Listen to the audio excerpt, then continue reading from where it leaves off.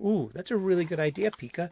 I'm glad that you write our copious amount of show notes. That's right. I'm just the talent. I read everything that my executive producer writes down. And heaven help me, this chicken scratch of theirs is, it's the mind that produces such penmanship. You could only question. Welcome back. It is time for the 31 days of Halloween. That's right. We are on day number 9. And that's 9 days into the month of October, which we'll be doing a horror movie a day through the month of October, celebrating this, the Halloween season. I've got a fucking bucket full of candy that I am not giving to any children. No, these are all mine. He's evil. Well, he may be an asshole, but he's not evil. Got some M&Ms. Got some Halloween candy. Remember, the blue ones don't kill you anymore, and the blue ones, the older you get, help you from screaming. Mm-hmm. Welcome back. Yes, we're celebrating the Halloween season by doing a horror movie a day. Mm-hmm. We're starting off this year's list. This is our second annual 31 Days of Halloween. Last year we focused on, there was a big slant on not just vampire movies, but of Dracula movies. There's a playlist that you'll see at the end of the show right about here.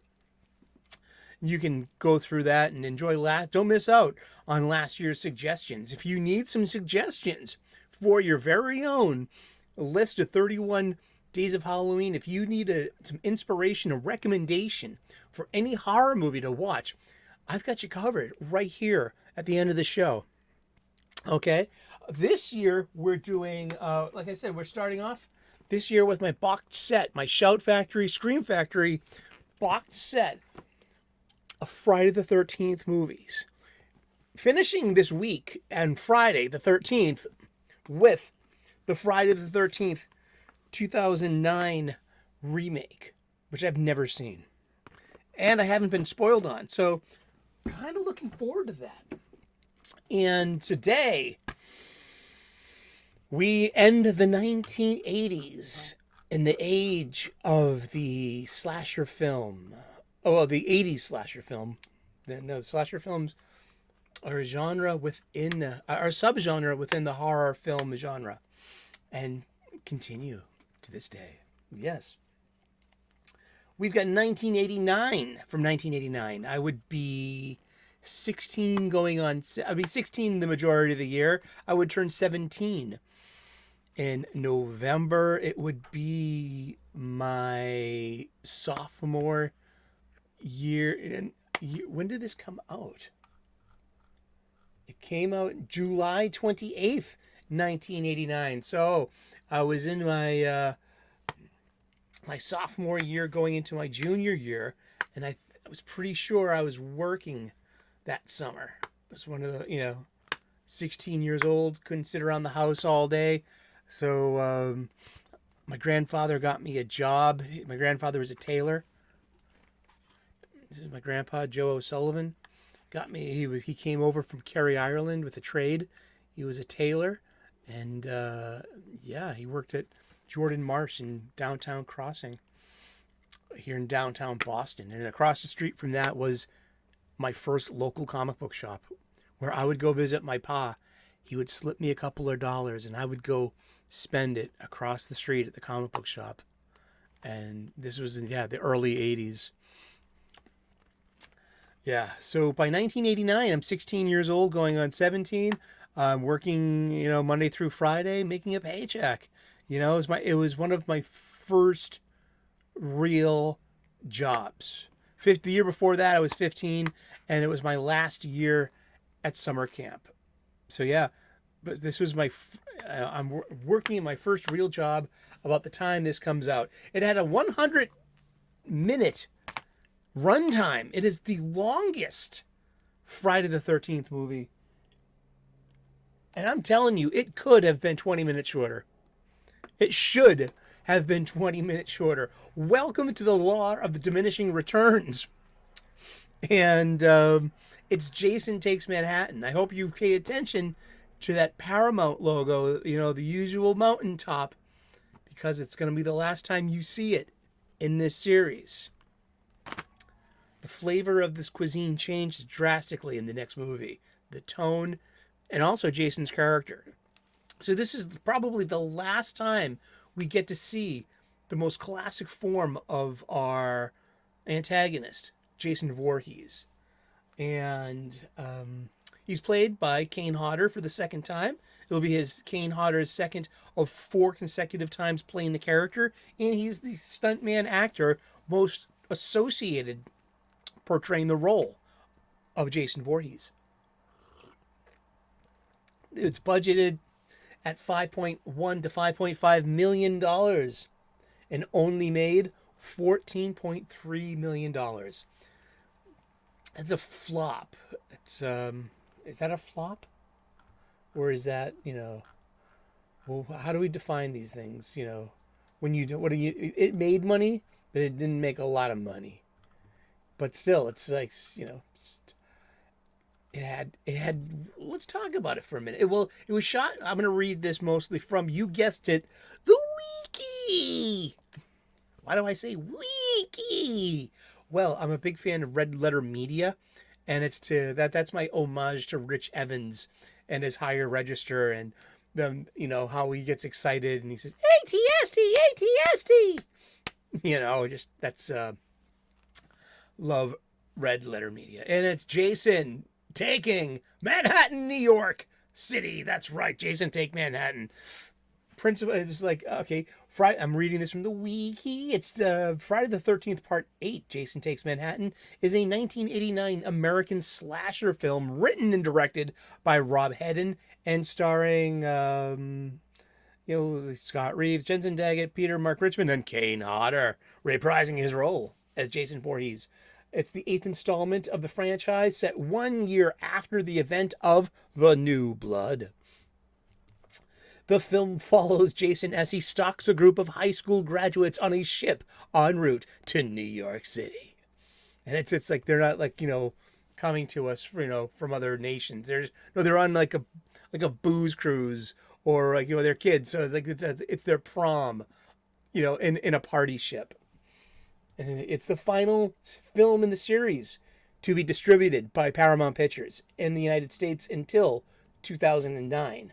With the subsequent installments, the next three, Freddy vs. Jason counts, being distributed by New Line Cinema, of whom always had the Freddy license. That Freddy was like their thing. We'll talk more about that tomorrow when it's time to talk about New Line Cinema. Let's see. Filming took place primarily in Vancouver, British Columbia, with additional photography in New York's Times Square and in Los Angeles. And at the time of its production, Jason Takes Manhattan was the most expensive film with the series, with a budget of over $5 million. It received substantial attention for its initial marketing campaign. I remember that. This was heavily advertised. It really was, because you had the whole, like, we're taking Jason out of the boondocks and away from Camp Crystal Lake and Camp Counselors, and we're putting this into, the high school slasher film. So we're making Friday the 13th a bit more like Halloween, or like Prom Night, or like Driller Killer, or like the sorority sister massacre, Slumber House. There was these countless 80s slasher films. Oh gosh, we should start just a new list for next year anyway. I could do like both. I wanted to return to do some more vampire movies. I don't think we have a vampire movie on the list this year. No real like monster movies. No, I mean, I haven't even done a Vincent Price movie yet. I would like to do some Vincent Price movies. I would like to do some more Peter Cushing, his Frankenstein movies at Hammer. There's a bunch of them, and there's the Christopher Lee as the Mummy. I love Hammer films. I want to get them all, even especially the ones that don't it doesn't have to have Cushing and Lee, and just Hammer films are just, they're a wonderful production company onto their own. But yeah, its initial marketing campaign featuring Jason Voorhees slashing through the I Love New York logo with a knife, which was later retracted after the New York City Tourism Committee filed a complaint against Paramount. It released on July 28th, 1989, and it making it the poorest performing film in the Friday the 13th series to date. It was panned by critics, and we would not see another Friday the 13th movie for 4 more years, and after being bought by a new production company, that it changes, the franchise changes ownership hands. So this could have been it for Friday the 13th. But no, someone else thought it said, hey, we can do something with that, and it shows. We'll get to that this week. While aboard a houseboat on Crystal Lake, teenager Jim Miller tells his girlfriend Susie the legend of Jason Voorhees before playing a prank on her with a hockey mask and a prop knife. The boat's anchor damages some underwater cables that shock Jason's corpse, who was seemingly killed in the previous film, and revives him, respecting a continuity, because now we know that, going back to Jason Lives Part 6, that Jason can be revived like a Frankenstein's monster with a direct bolt of electricity and lightning with some kind of conduit touching, a contact. It's just, hey, respect your own lore and build your lore as it's going along. As a comic book fan, these these sequential stories, and they build up, huh? And that's the kid Jason that we use. The only time we hear Jason say any dialogue is using this child's voice, like "Mommy, help me" kind of thing, and and revives him. He sneaks on board, takes the mask, and kills Jim without his consent with a harpoon gun before impaling Susie without her consent. It's Friday the 13th. Jason takes consent. Jason has... No, just kidding. The next morning, the SS Lazarus, the man who rises from the dead. Someone's trying to get a bit too highfalutin for our crowd here, I swear. Is ready to set sail for New York City with a graduating senior class from Lakeview High School. That means they're all about 17, 18 years old. So, therefore, let's presume all the girls in here are 18 years old. Therefore, on with the T and A. The tits and ass. That's right. There's T and A in every one of these movies. Even the later ones, especially the later ones. Like in part 10, it's used for, ironically, the nudity. We'll get there. Remind me about that. Oh, boy. And chaperoned by stodgy biology teacher, Dr. Charles McCullough, and English teacher, Colleen Van Dusen. And then Jason makes it on to this boat, and they're en route to... So it's like, it now we have the whole claustrophobia. We're on a ship. We're trapped with the killer who's chasing us. And so the group, it's not as though they're just getting killed one by one. Now they're aware by Act 2, and they're being hunted down from, moving around the ship, losing one at a time to the maniacal killer, when several of them end up on a lifeboat. And so by Act 3, we still have a core of these people that make it to Manhattan. So does Jason. And so in Act 3, we basically have Jason hunting down the survivors dispatching with the teachers, and probably now here is one that like we should have been doing the entire time. Pika thought of it and he wrote it down, and this is why I respect his show notes. Best death scene. Why didn't I think of that? I mean, like we could have been doing that for the other all 7 of the movies and the in Texas Chainsaw Massacre. Like, what was the best death scene in this movie? And it's the boxer Julius. We have a setup in Act 1 where the boxing club is sparring and the ship's hold and the girls are watching, getting hotter by the minute, watching this toxic masculinity and the sweat and the pheromones and ooh, the whiff of gym bag. Some girls get hot for a whiff of gym bag.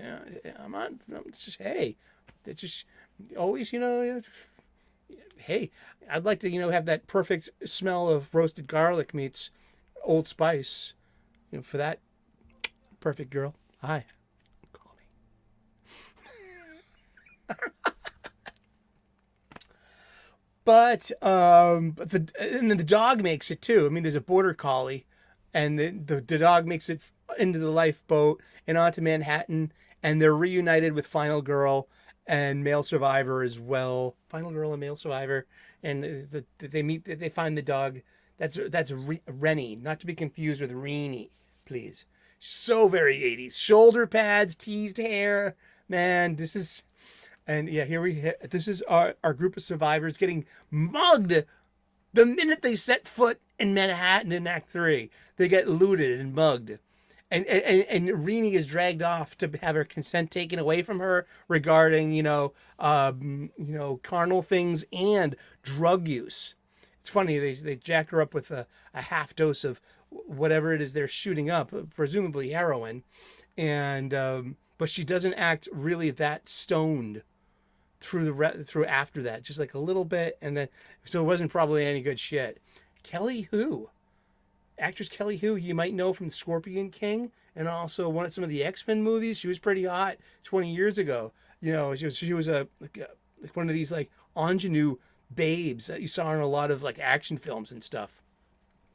Best death scene is that Julius kid, though. He makes it to Manhattan and he has a confrontation. So, they're on a group and they're losing one of the group each time. They move around running from Jason until it gets to the final girl at the end of the movie. So it's Julius's turn to get killed. So he has this boxing scene. He's doing some bare knuckle boxing on a rooftop with Jason. And he just keeps on laying into him. Headshot, body blow, uppercut. Finish him. And, so he exhausts himself. And he says, take your best shot, mother effer. And Jason takes one swing at him and takes his head clean off. And then Jason puts the head in a police cruiser that they're trying to escape in. And then it's like, oh, I don't remember any jump scares that are worth talking about. But that Julius had been the best death scene. Like I was talking about, the girls like watching sweaty men's pound each other and just want to, latch themselves onto the alpha. And then we got, feminist chick, but she's the one that survives. Yeah, she's murdered. Is it because she's more virtuous? Is she totally? Rennie follows all the checklist of final girl trope. I love it. So it's kind of simple. This is wicked stupid. It's the law of diminishing returns, and in action right here. Jason takes Manhattan. They're on the subway. They're in Times Square. There's New York. Like it's like Spider-Man 1. You fight one of us, you fight all of us. If you remember Sam Raimi's Spider-Man 1. Just Jason and street punks, it's and Jason and toxic waste. So there's like a toxic waste thing, maybe even a toxic Avenger kind of, oblique reference here as well. But we should have been doing best death scene the entire time. I apologize for that. Pika just thought of it and I'm like, yeah, thank you. That's why we keep you on. It is. He's a very good producer. And thank you so very much for tuning in today. We are doing the 31 days of Halloween. We're starting off with the entire Friday the 13th series on physical media. On this wonderful Shout Factory, Scream Factory Blu-ray set. Indeed.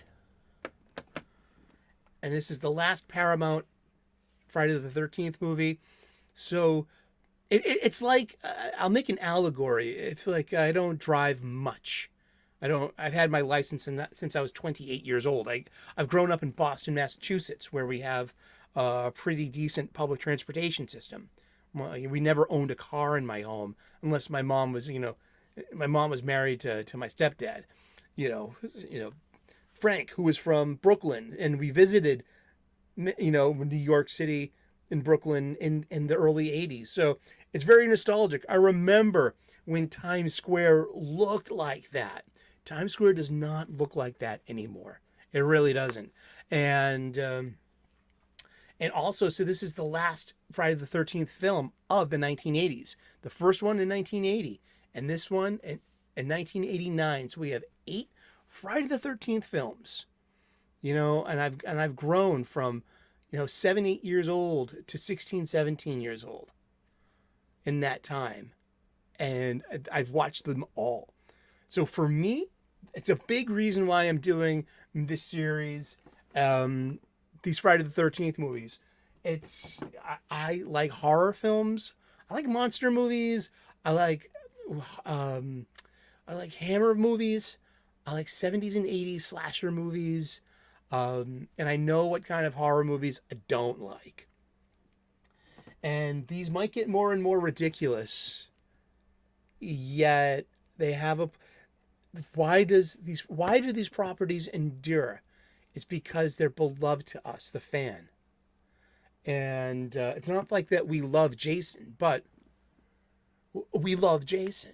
It's not like, there's anything admirable to like about Freddy, but we love Freddy, or Michael Myers, or Leatherface, or even Babyface, who we're going to discover and talk about this week when we do The Hills Run Red, a 2009 modern 21st century horror movie that plays within the slasher film genre so well. It pays attention to the rules. It knows when to break them. And I'm going to have a good time talking about that movie later on this week. Thank you so very much for tuning in. We're doing the 31 Days of Halloween. We are doing a horror movie a day all month long, celebrating the spooky season. I will see you in that dark movie theater. Shut it off.